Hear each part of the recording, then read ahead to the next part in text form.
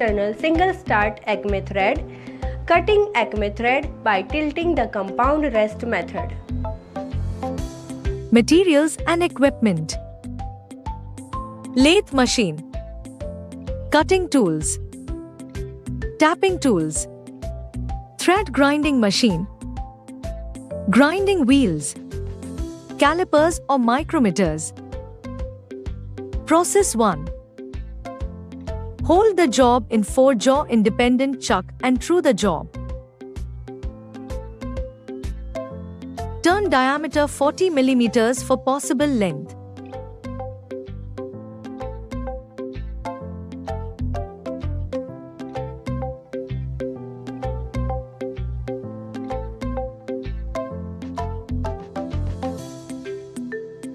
Knurl on diameter 40 mm and chamfer the edge 1 into 45.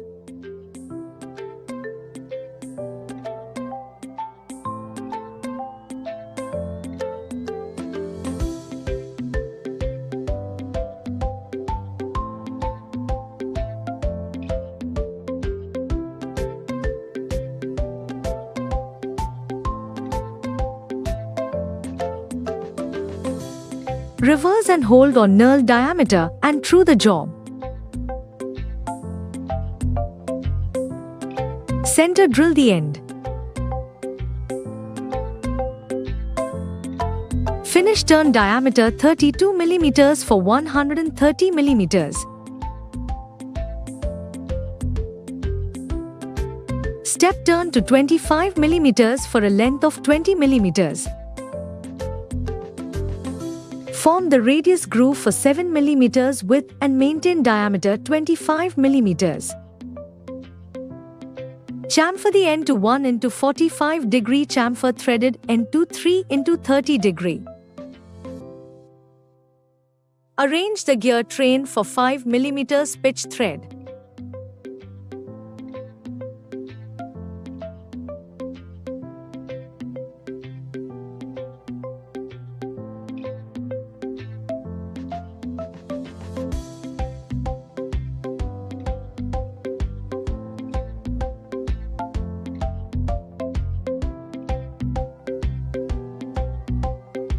Hold the Acme thread cutting tool in the tool post to center height.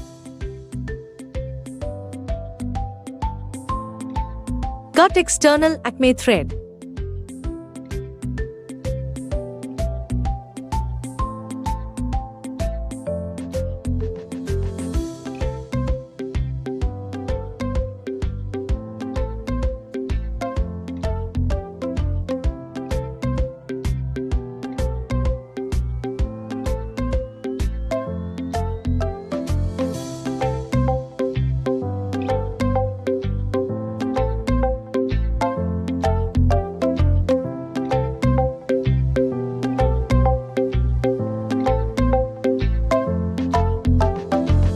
Check the thread formation. Acme thread cutting, female. Process 1. Hold the job face the ends to length, turn diameter 40 mm and chamfer the ends.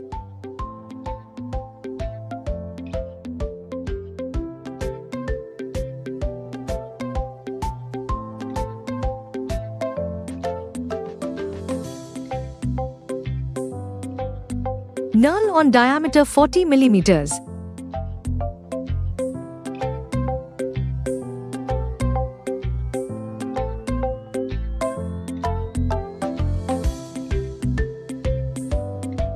Drill and bore the hole to the core diameter of the thread by supplying coolant to the job.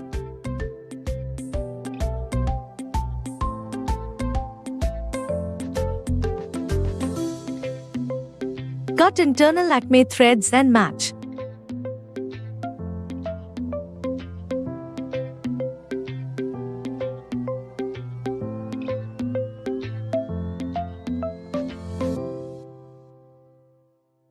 Chamfer 3 into 45 degree at both the ends of the nut.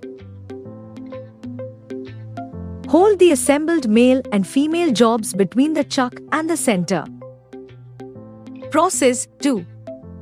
The workpiece should be properly mounted and finish turned to the major thread diameter.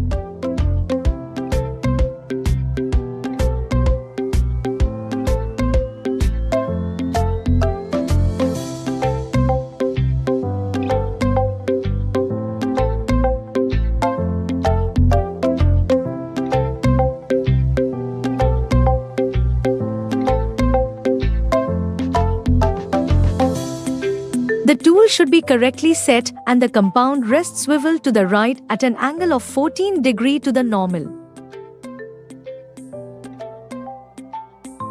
The offset angle of 14 degrees makes the tool feed into the work at an angle. Because of the offset angle, most of the stock is removed by the left side of the tool.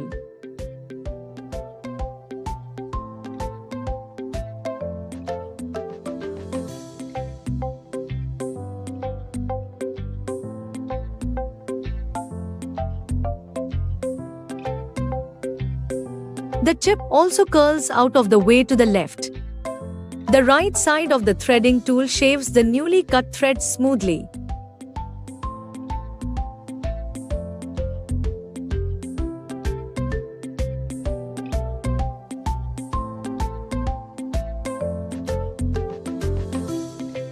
Grind Acme thread tool for the required thread angle and pitch. 29 degree, 4 mm pitch.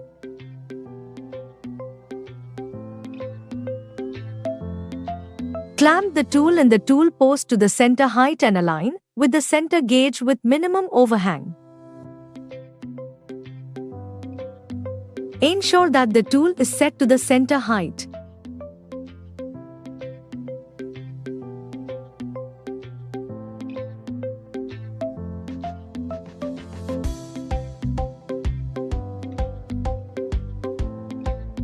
Check the diameter of the workpiece to be threaded by referring to the working drawing.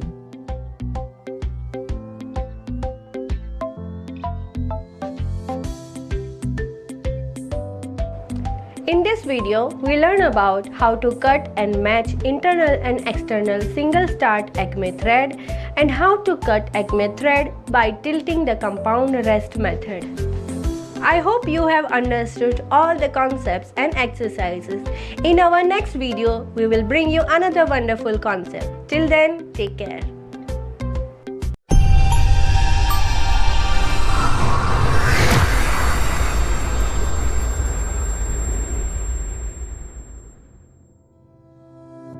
Hello students, welcome to the topic of fitting of male and female threaded components.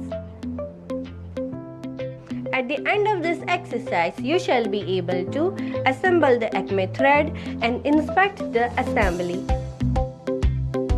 Materials and equipment. Wrenches or spanners. Threaded fasteners. Tapping tools. Thread gauges. Calipers or micrometers. Process. Clean the external and internal Acme threaded job.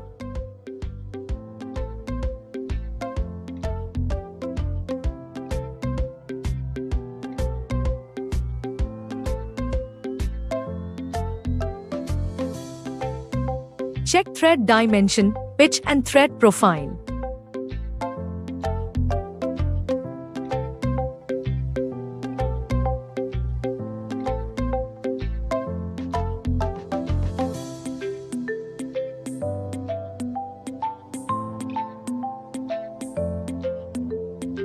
Hold the male job in vertical position using bench vise and packing piece.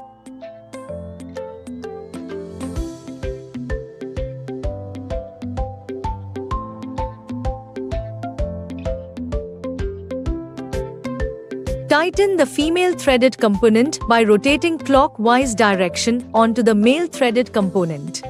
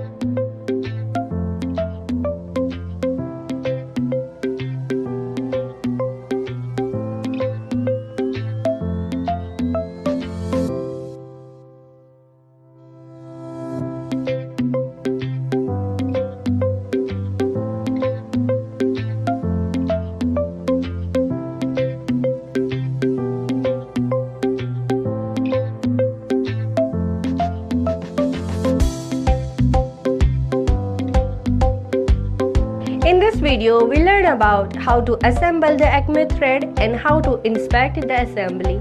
I hope you have understood all the concepts and exercises. In our next video, we will bring you another wonderful concept. Till then, take care.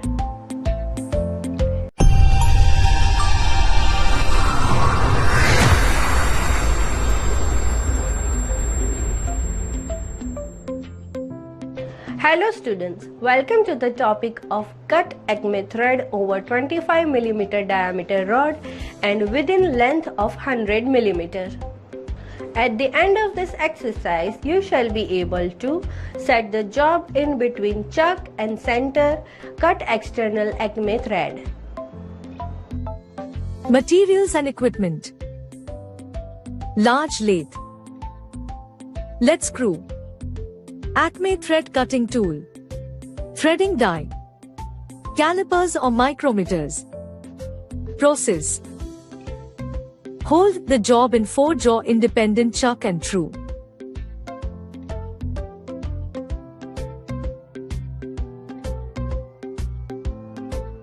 Set the tool to the correct center height.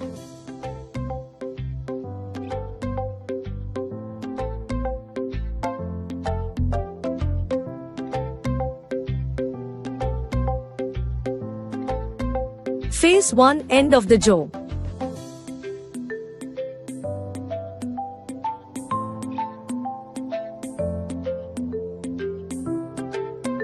Turn diameter 36 mm for possible length.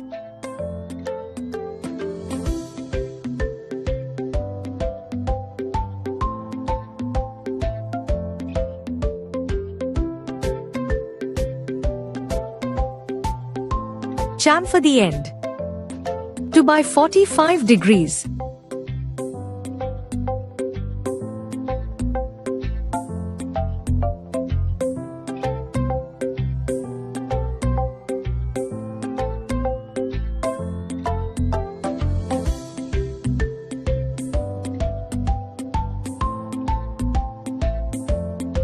Reverse and hold the job.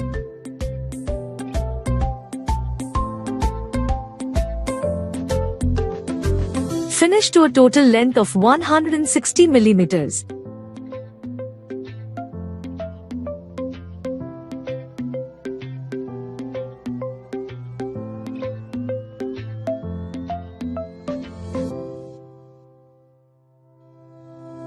Center drill the end.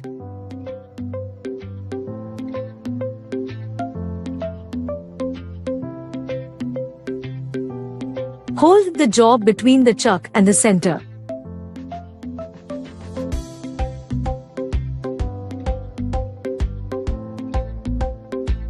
Turn 25 mm to a length of 128 mm.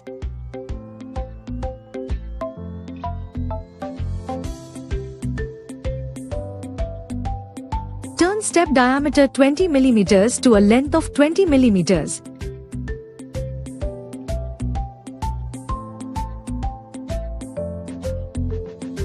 Form an undercutter with 8 mm between the head and threaded portion of the job.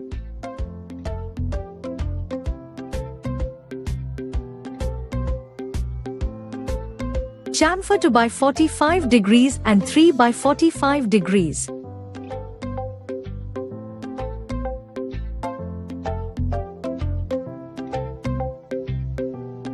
Hold the Acme threading tool in the tool post to its correct position.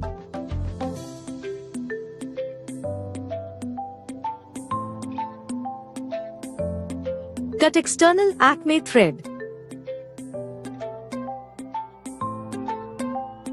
Check the thread formation.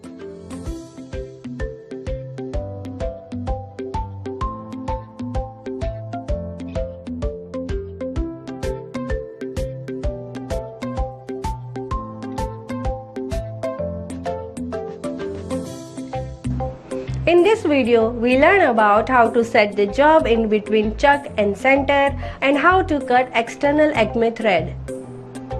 I hope you have understood all the concepts and exercises. In our next video, we will bring you another wonderful concept. Till then, take care.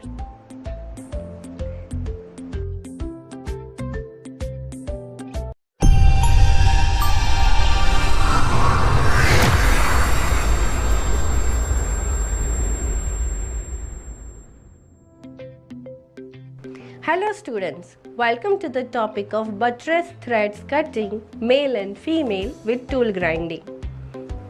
At the end of this exercise, you shall be able to set buttress threading tool, cut external and internal buttress threads, fitting male and female threading parts. Materials and equipment. Lathe machine. Thread cutting tools or tapping tools. Tapping tools. Grinding machine. Grinding wheels. Calipers or micrometers. Cutting fluids. Process. Task 1. Making buttress male component. Hold and true the job in a 4-jaw chuck.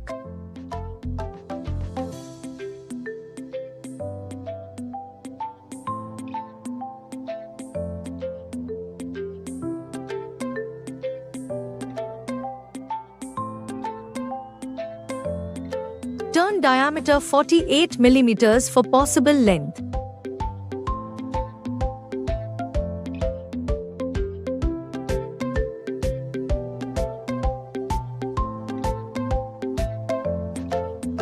Again turn diameter 40 mm up to a length of 95 mm from front end of the job.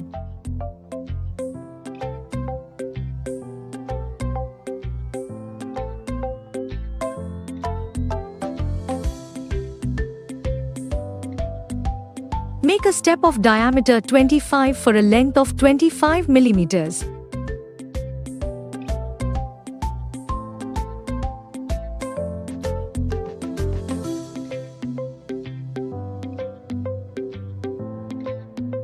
By using parting tool, make the diameter 34 mm, multiply by 5 mm step.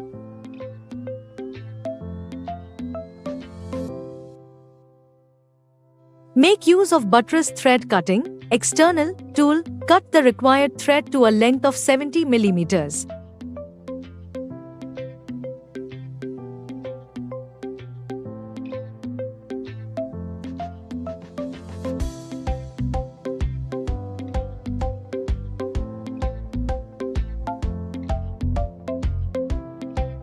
Check the thread for its measurement and accuracy.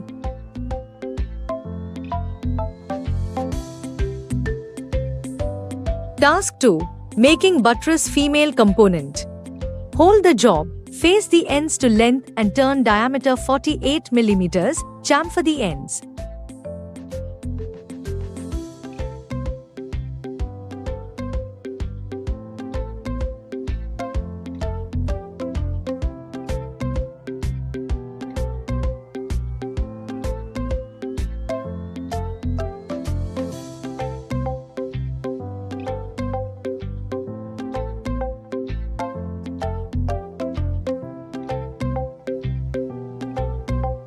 Drill 14 mm diameter and bore it up to 32.3 mm to a length of 65 mm or more.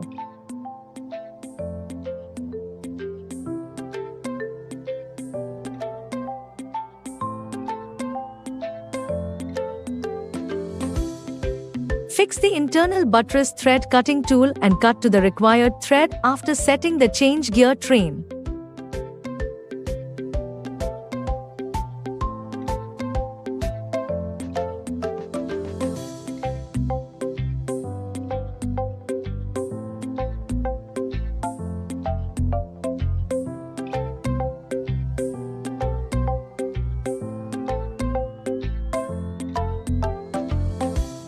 Check the accuracy of the thread.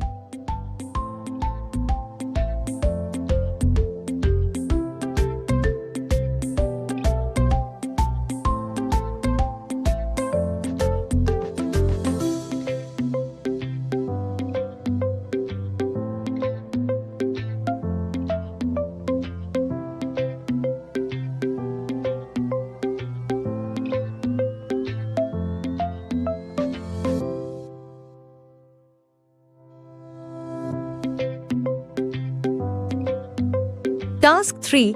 Grinding for buttress thread tool, male. Remove the excess material on the right-hand side to the required width and length by using a rough grinding wheel.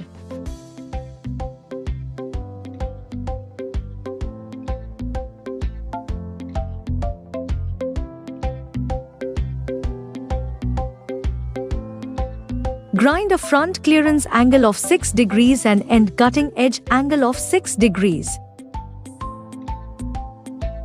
Check with a protractor and maintain an accuracy of ±10 _. Grind RH side relief angle of 1 degree and a side clearance angle of 2 degrees. Grind LH side relief angle of 1 degree and a side clearance angle of 2 degrees.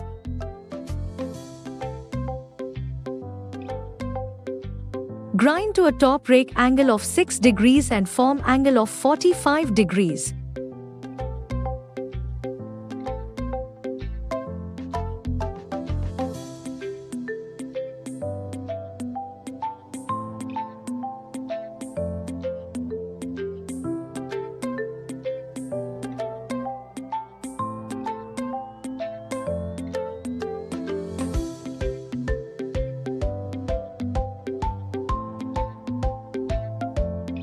Task 4. Grinding for buttress thread, female.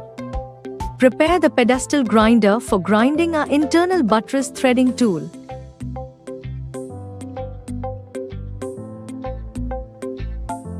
Grind bottom clearance angle of 30 degrees to 45 degrees and end cutting angle of 10 degrees.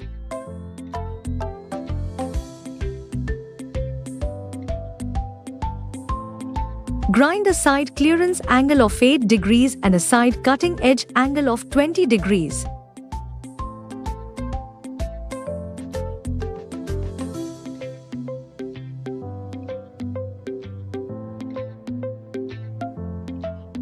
Grind a top rake angle of 10 degrees and a side rake angle of 40 _.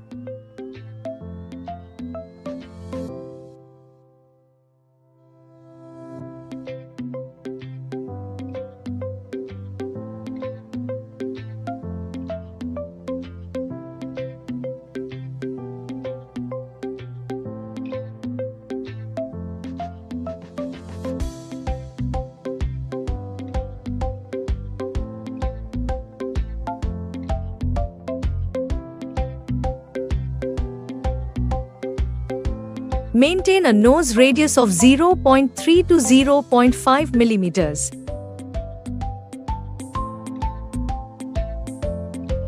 Deburr with an allstone and check the tool profile with a tool angle gauge protractor.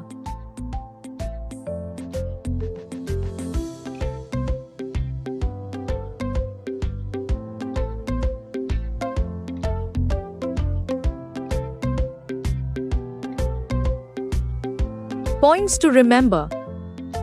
Avoid burning of tools.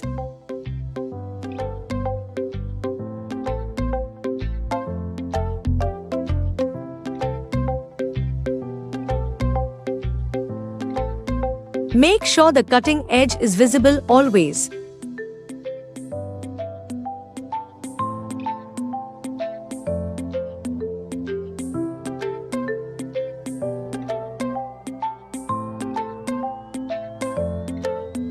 While grinding, make use of the entire width of the grinding wheel, that is, don't grind in one particular place.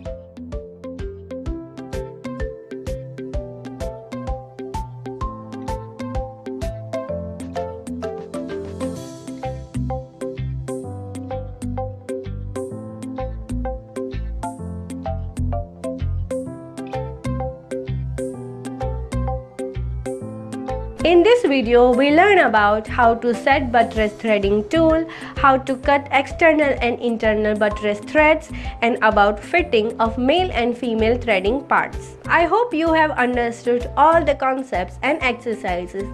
In our next video, we will bring you another wonderful concept. Till then, take care. Hello everyone and welcome to this module on the plumbing trade. In today's video, we are going to identify the tools and equipment used in masonry work. By the end of this lesson, you will be able to identify and understand the hand tools that are used in masonry. Identifying tools used in masonry and understanding their uses. The straight edge. The straight edge, though seemingly simple, is a multifunctional tool in a mason's toolkit. While checking squareness is its primary function, it offers a surprising range of uses throughout the construction process, like assessing the flatness of surfaces and leveling and removing excess plastering. When using a straight edge in masonry work, precaution should be taken to ensure safety, accuracy, and efficiency.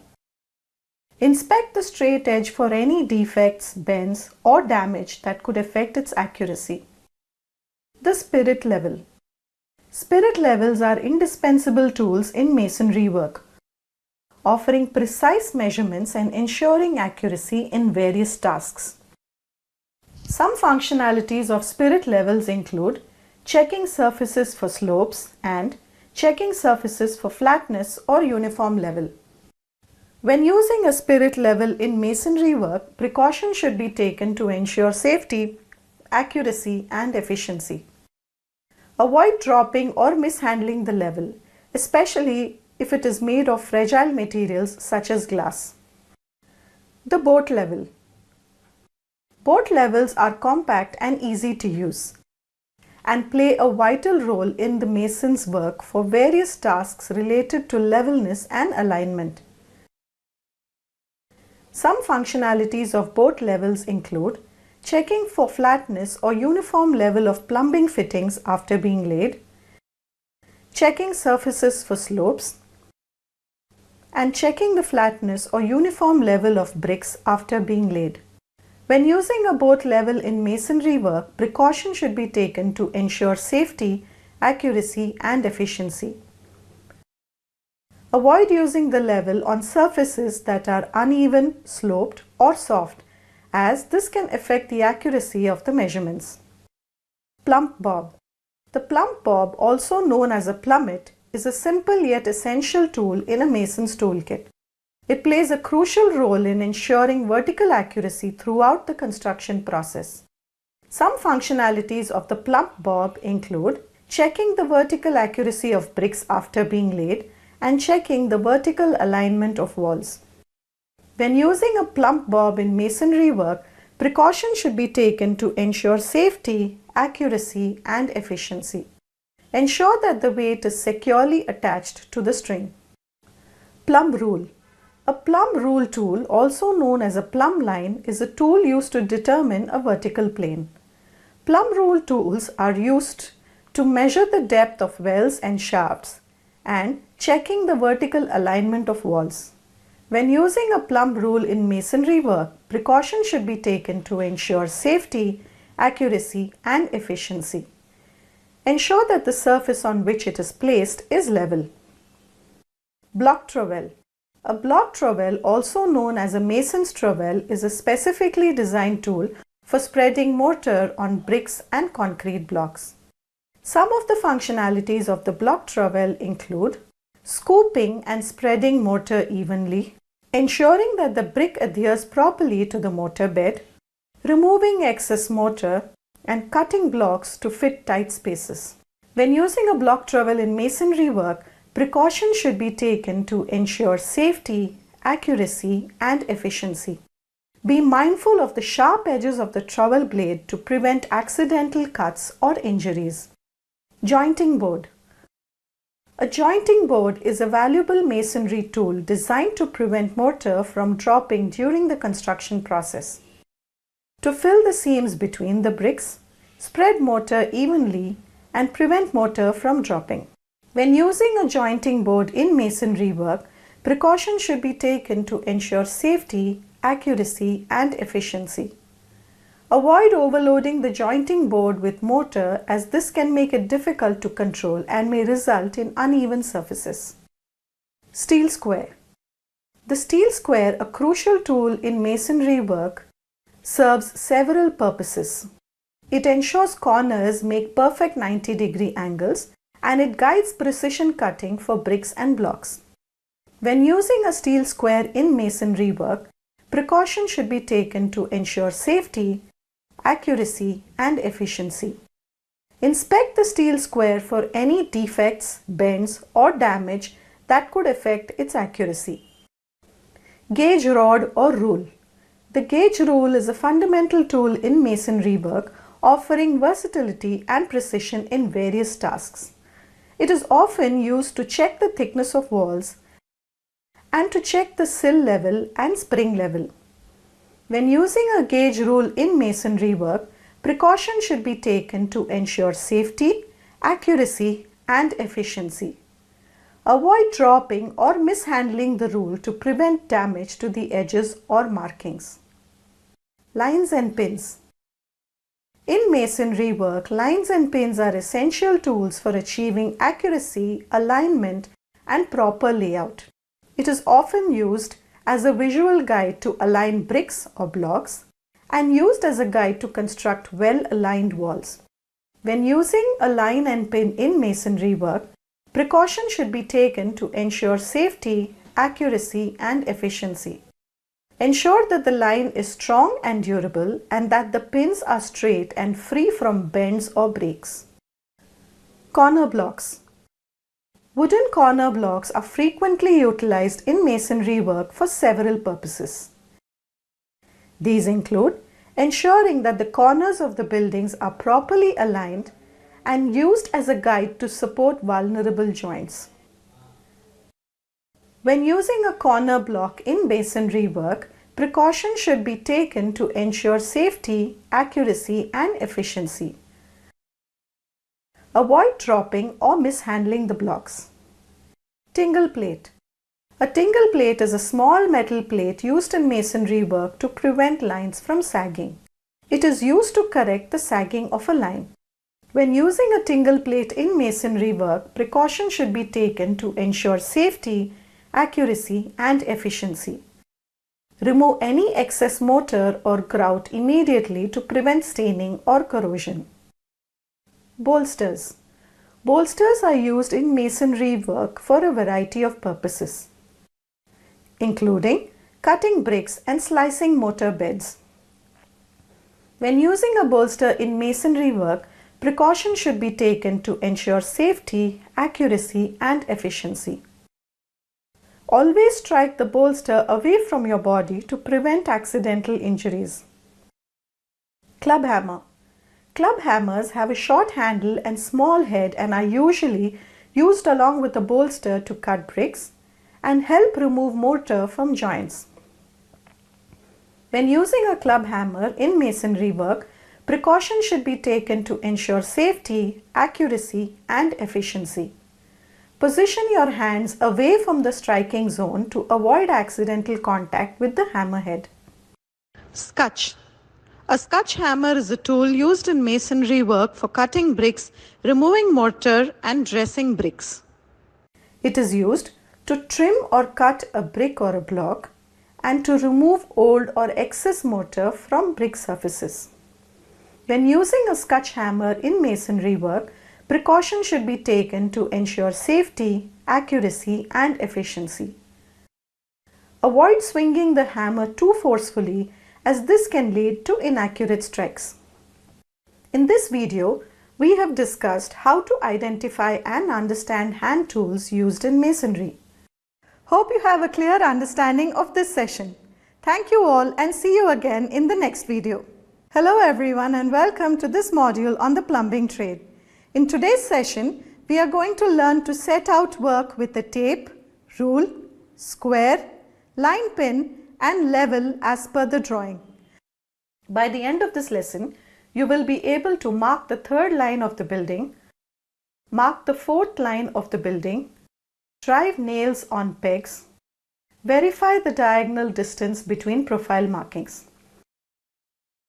The required materials and tools are builder's square steel 75 cm by 50 cm 1, nylon marking thread as required, a hammer mason or club 1.5 pounds 1, measuring tape 30 meters 1, plumb bob 1, steel tri-square 1, spirit level 1, 35 mm long and wire nails as required, wooden pegs as required, wooden profiles as required, lime powder as required.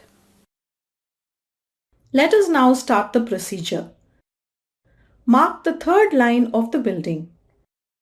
Measure an arbitrary distance of 1 meter from the boundary DC.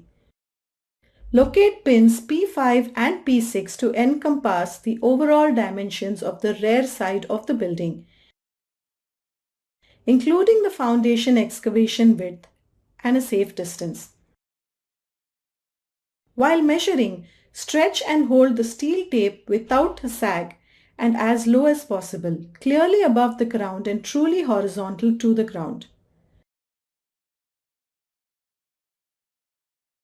Drive pegs at points P5 and P6. Drive the nail on the center of the peg P5 and tie a line thread. Stretch the line thread at right angles using the builder's square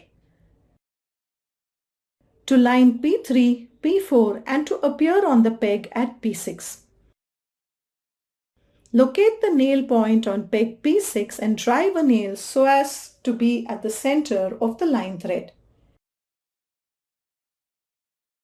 Tie the line thread on the nail in peg P6 and obtain the third line P5, P6 at right angles to line P3, P4 and parallel to the lines P1, P2. The next task is to mark the fourth line of the building. Measure an arbitrary distance of 1 meter from the boundary CB. Locate points P7 and P8 to encompass the overall dimensions of the right side of the building, including the foundation excavation width and a safe distance. Drive pegs at points P7 and P8. Drive a nail on the center of peg P7 and tie a line thread. Stretch the line thread at right angles using the builder's square to line P5, P8 and to appear on the peg at P8.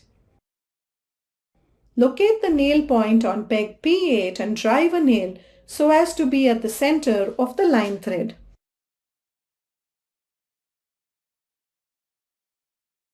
Tie the line thread on the nail in peg P8 and obtain the fourth line P7, P8 at right angles to line P5, P6 and a parallel to the line P3, P4.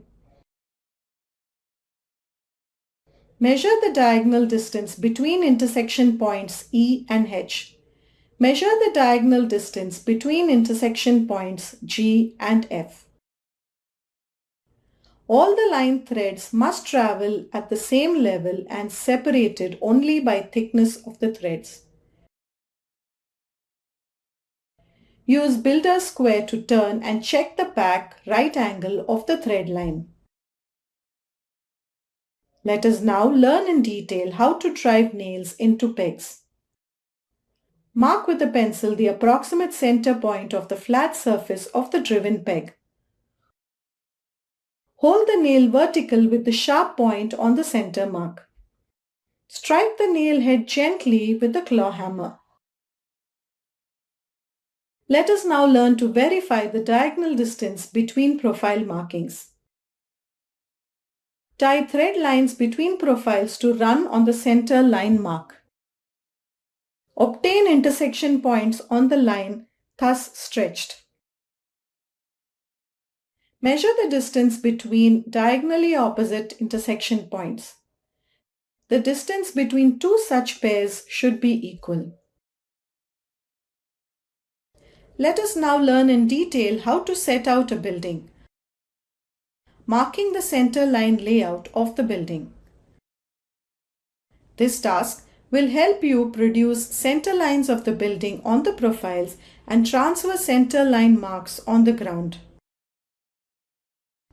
Trace the center line plan of the building and orientation of the building. Tie all line threads at the same level. Level separated only by thread thickness between pegs P1, P2, P3, P4, P5, P6 and P7, P8. Calculate half the wall width, that is 115 mm, plus the balance 2 meters of 2115 mm for locating the center line pegs for the front wall of the building. Measure the distance of 2115 mm on the line thread P3, P4 from the intersection point E and locate the drive peg P9. Repeat the process from the inspection point F and locate peg P10 and drive the nail. Now tie a line thread between P9 and P10. Mark a safe distance, say half a meter in front of peg P9 towards the building and drive a profile. Repeat the same procedure in front of peg P10 and drive another profile. Mark the center line on these profiles. Remove line thread P9, P10 and tie between these two profiles and obtain the center line of the building front wall. Repeat this process to obtain all other center lines as per the center line drawing. In this video, we have discussed how to mark the third line of the building, mark the fourth line of the building, drive nails on pegs, and verify the diagonal distance between profile markings. Hope you have a clear understanding of this session. Thank you all and see you again in the next video. Hello everyone and welcome to this module on the plumbing trade. In today's video, we are going to prepare cement mortars and RCC in different proportions to suit various purposes and carry out damp proofing. By the end of this lesson, you will be able to prepare mortar ingredients for a specific mix, mix mortar manually, follow appropriate safety precautions, repair damaged portions of walls, ceilings and roofs, repair dampness of floors and repair the sink bed. First, we are going to prepare cement mortars and RCC in different proportions to suit various purposes. For this, the required materials and tools are spade 1, bucket 1, mug 1, measuring box 1, mortar pan 1, mason trowel 1, GI sheets for the platform 1, cement 1 bag, sand 5 bags, water as required. Let us now start the procedure. Level the area where mixing is to be done. Place adequate number of GI sheets on the leveled ground. Bring the required quantity of sand and water near the mixing area. Measure sand using the measuring box and pour into a heap. Transport the cement bag and place it on the heap of sand. Cut open the cement bag, pour and spread the cement evenly on the sand.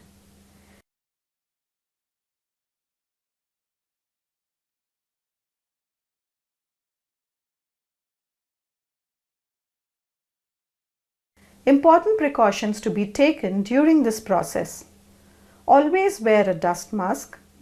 Cutting cement bags without damaging the bag is essential to prevent spillage and ensure efficient handling of the cement.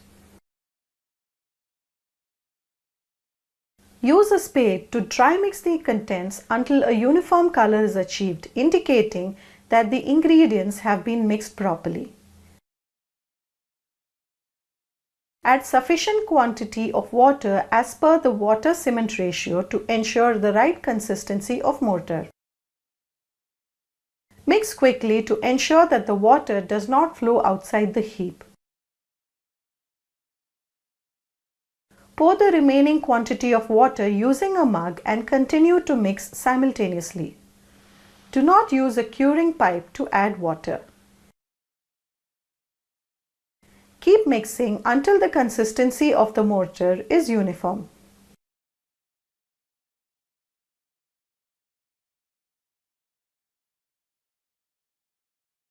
Pouring extra water will dilute the mix. Use the mortar within 30 minutes of mixing.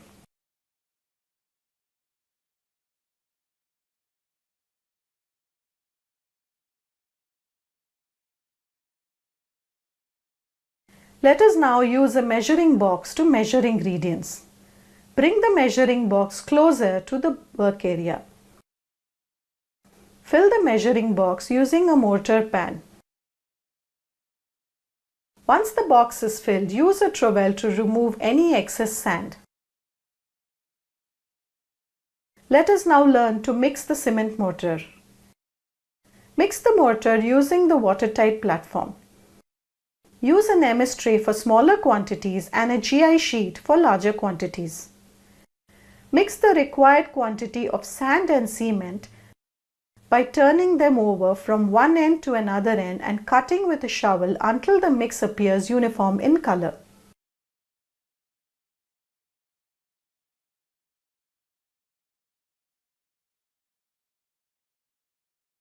Mix the dry ingredients by turning them in opposite directions to ensure that it is well blended. Then form a heap. Create a gap in the middle of the heap.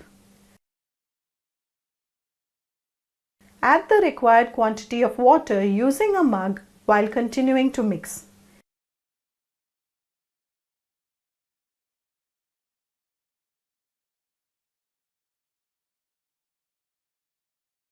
Ensure to add water according to the water-cement ratio.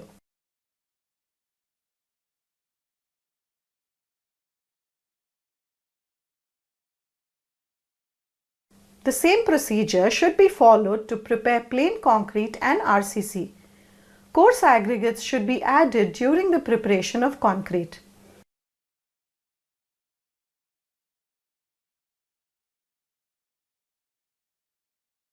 The RCC or reinforced cement concrete mix ratio depends on the structural requirements and specifications of the project.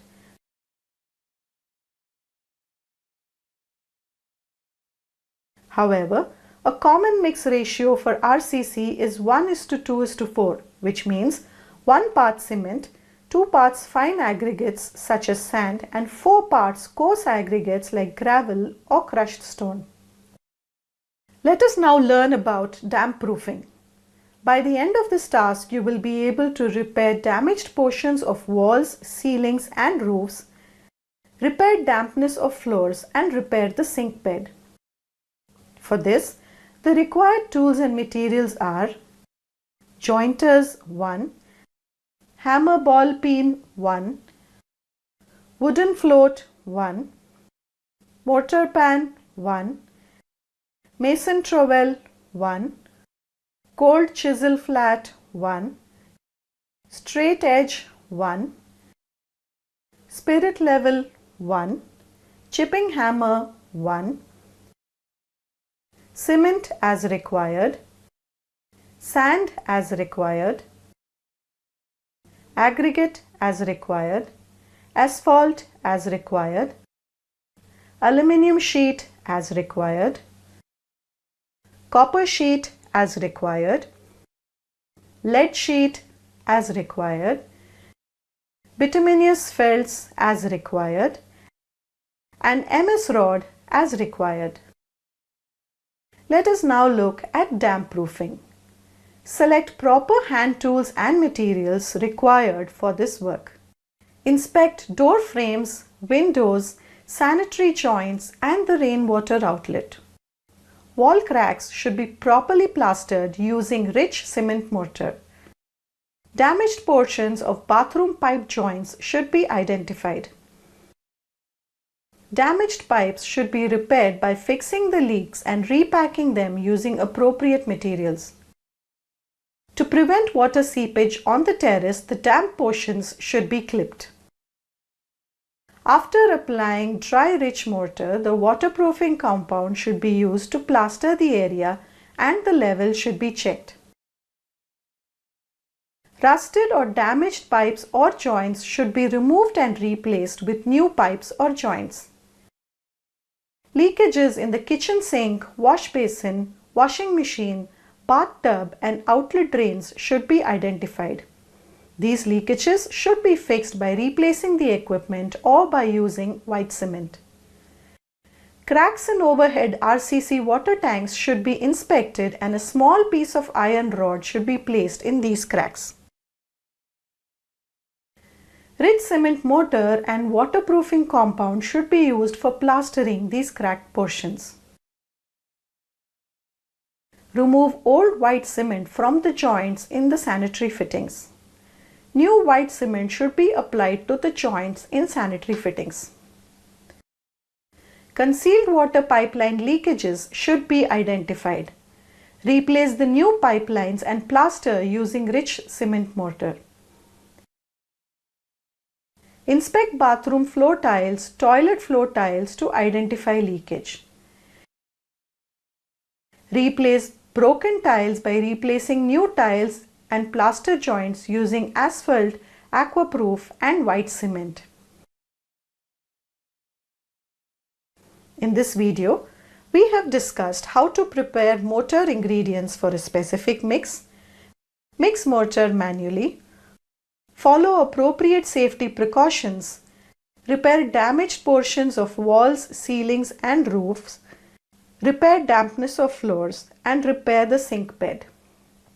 Hope you have a clear understanding of this session. Thank you all and see you again in the next video.